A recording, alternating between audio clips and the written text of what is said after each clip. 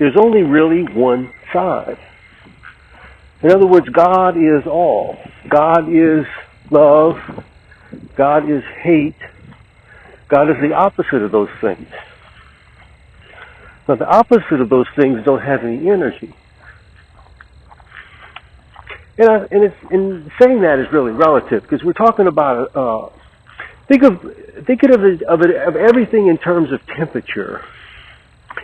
In other words, you sense the temperature and it's pleasant, and then that temperature can warm up till it becomes uncomfortable. Well, the pleasant, you could say, is like that emotion. For instance, love at its most minimal point. That's the cool temperature. And then love at its highest point is at a temperature that you can't hardly touch. Something it's too hot to touch. And so, but it's all love. But there's a range on that scale of love. And of course, when you mix love with all the other attributes or characteristics of reality, then you get a personality, depending on the blend. And that's really what we're saying. God is all. So He's all of every element in every limit of that element, from the minimal to the minuscule to the greatest. And so, if that's true, there can't be another side or the other side. You see, when you think of love and hate as opposites, then there's two active sides. The love side is active loving, and the hate side is active hating, and they're opposed to each other, which means that there's an enemy, there's a devil out there. But you're just creating the devil by, misunderstanding these character traits of reality, of the spirit. In that each one is really, I think the proper term is oxological. You know how there's things that are logical? Things that, add up, like 1 + 1 is 2. Well, oxological is like looking at things from the viewpoint of like a temperature scale, from one temperature to another, or how interested scale, interested 0 to 100, how much love, how much hate, 0 to 10, or 0 to 100, and every quality can be looked at that way, where there's a low energy versus a high energy, and the low energy being, the end that has no activity to it, the no thing, it goes down to what you would call a no thing, and the no thing being is that there's no activity. Yeah, the hate hasn't ended, but it's to the point where you can't recognize it anymore. I mean, think of the fact that there might be something in the atmosphere that has a smell to it, or it can be picked up with the nose, the olfactory senses, and the dog's going to pick that up, but you won't, because the dog's nose is much more sensitive and yours is less sensitive. So from your viewpoint, it's on the low scale. From the dog's viewpoint, it might be on the medium or high scale, some rate in it. And that same smell in the space is looked at different from different viewpoints. And you were starting to get into the thing about personality. Well, anyway, probably the best way to look at this subject is this. If you've listened to any of my other recordings on this subject or the subject of Satan and or the devil, I should say,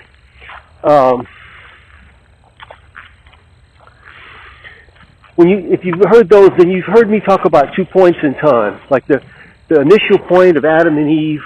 Assuming this is an illustration, or an analogy,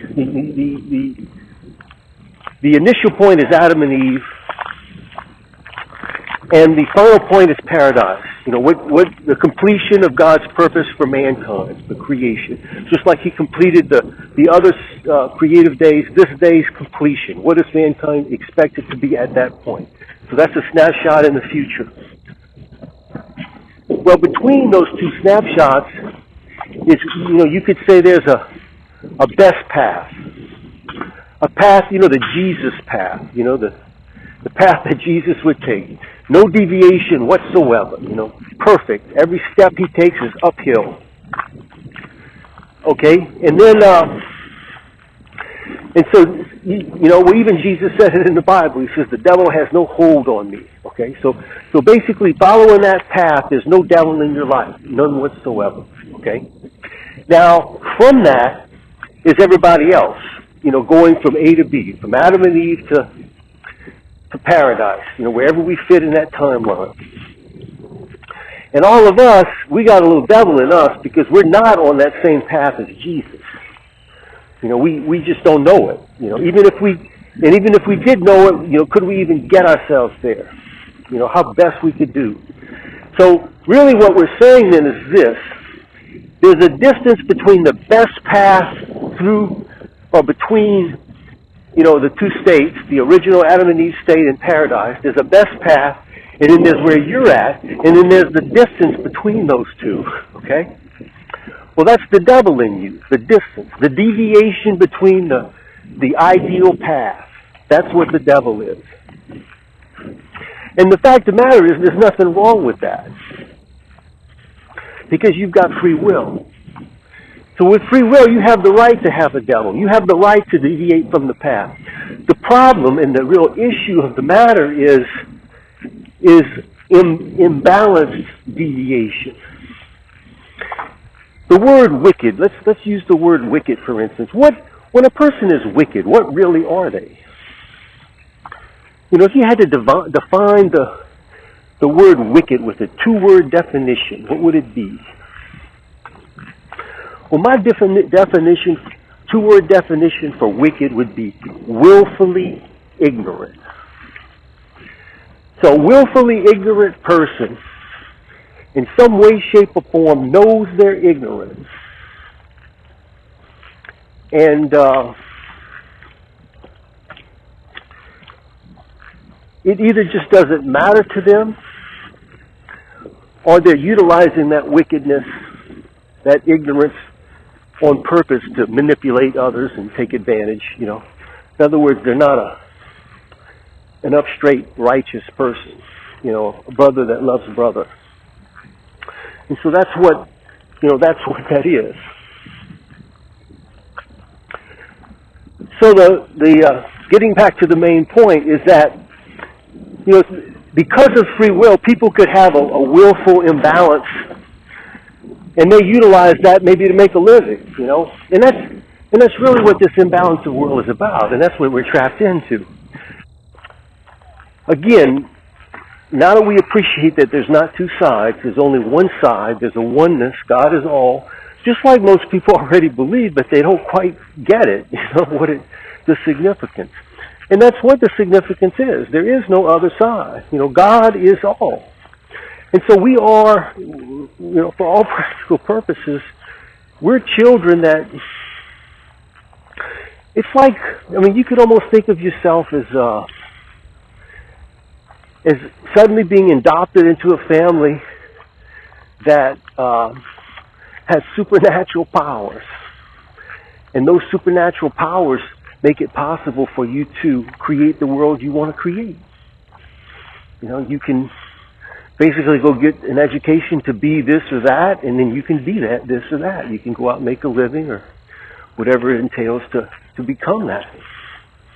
And that's the magical powers that we've been given. But the problem is most people don't really understand how to work it. In fact, they're using those magical powers thinking that there's an opposite side that they got to fight. And so they're utilizing their magical powers to create weapons and put up walls and create chaos for themselves and others because they just don't know that they just need to believe in themselves. Comes right back to what Jesus said. To not doubt at all. You know, you can see that mountain moved and cast into the sea. You just see it, just visualize it.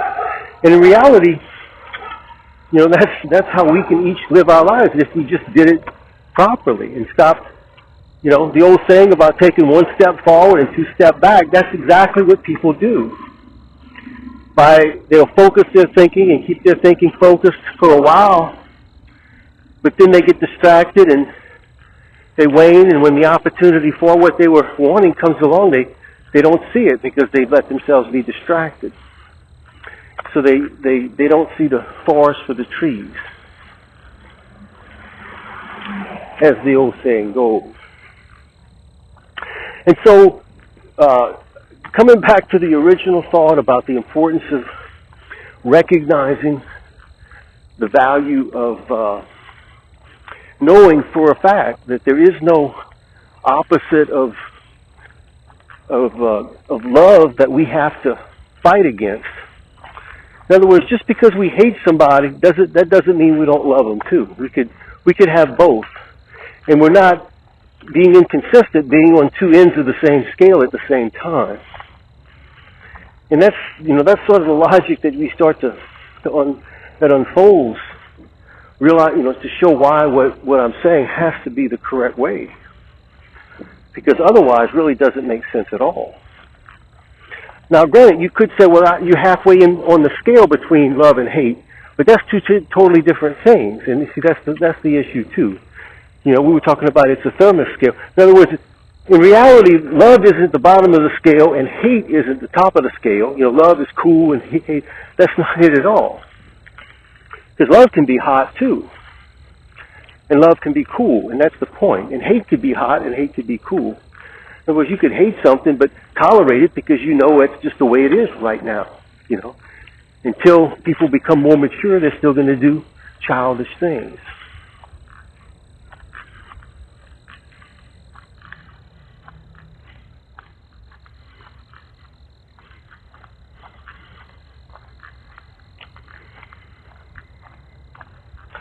What's the significance of all of what I'm saying? Up until now, you might be saying, what in the world is this guy talking about? What value is in trying to clear this up? Well, actually, it's pretty deep value. And this is what it is. There's a lot of people right now praying for some sort of a cataclysm to come on the earth, an Armageddon, something that's going to fix it all, some sort of a rapture. And that's supposed to be very catastrophic to mankind. It's going to be a very, physical, warlike event, worldwide though.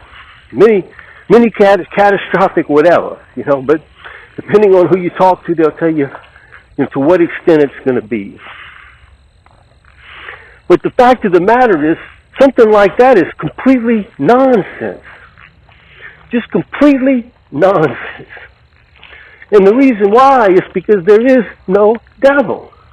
There is no energy on the other side. There is no power to resist. God is all. So if God is all, what could Armageddon be? What could this catastrophic event that people interpret from different scriptures, whether it's the Bible or some other book, when they interpret that catastrophic event, what are they misreading? Because it's obvious it's a misread. Because there is no other side.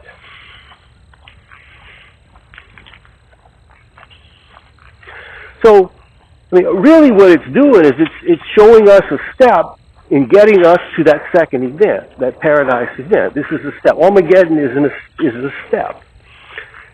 So it's a step that mankind has to go through in order to get to paradise. So mankind overall needs to take this step to get to paradise. So I think hopefully you're starting to clue in as to what I'm trying to say. And what I'm trying to say is Armageddon evidently is a personal step that each one of us has to go through. And collectively, once we do that, the event of Armageddon will have, occurred. when some percentage of the population that moves mankind forward into consciousness, where the clear paradise is in sight. In other words, we're moving in the right direction. But the point I'm getting at, it's an individual thing. Each of us has to go through an Armageddon. It happened to me personally. I know that it has to be true. Basically, the Bible talks about when you see certain things occur, something Jesus said, that you needed to flee. Well, I saw that and I fled as an individual because nobody else saw it. In fact, the way Jesus said it, it would happen that way. He says there would be two people working together and one would be called and the other would be left behind. And that's what's happening. Armageddon for individuals on that level to where they have to act. They have to go. And eventually when they come out on the other side, if they're successful, they will have matured spiritually to some extent. And from that spiritual growth that they've incurred, it will, they'll never lose it. They'll move forward from there. But it's about maturing into a condition of immortality is what we're talking about. I mean, what happens to the victor, to the one who conquers the devil at Armageddon? Jesus, when he conquers the devil, what does he get? Immortality. And we each have to follow in his footsteps and conquer the devil to achieve immortality. Well, how do you conquer the devil? Well, there's a saying that goes like this. It's know thyself. That's how you conquer the devil. And what I've already taught by these few little audios that I've sent out, that the devil is only our own deviation from the best life possible. And that deviation may be good, it may be bad, depending on what are we doing with our free will. It may be that we have a wife and family and kids, and we, because of all that, we've deviated from the perfect life. But that was a good deviation. On the other hand, we might be something else that is not really a healthy deviation. All we know is we have to decide for ourselves what we want to do with our free will.